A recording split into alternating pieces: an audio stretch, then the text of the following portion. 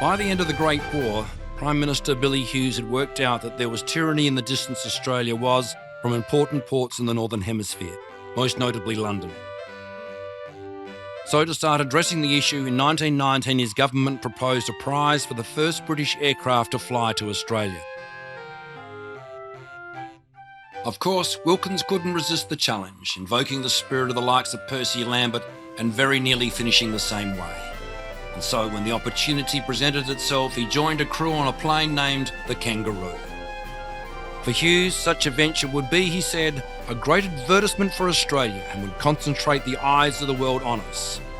Others took a more sanguine view of the challenge.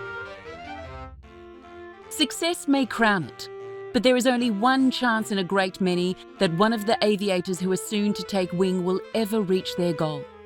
Columbus in his caravel did not take a tenth of the risks that these bold air pioneers will have to face. Luck be with them, but they will be throwing dice with death. The New York Times. With engine problems throughout, many thought to be the result of sabotage, the Wilkins team got no further than the Greek Isles. We were 80 miles south of Crete, over the water, with the course just fixed for Cairo and about to have lunch, when I got a note from the mechanics in the rear saying the oil was leaking from the port engine.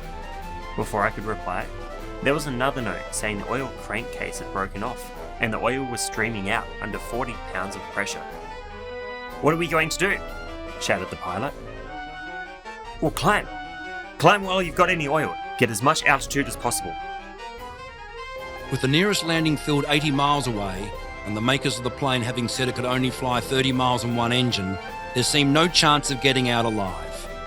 Wilkins went on to report that with no port south of Crete, he ordered the plane be turned towards the land, but everybody in it believed this would be the end. In the landing, Wilkins was knocked out, but when he came to, he was quick to capture the scene.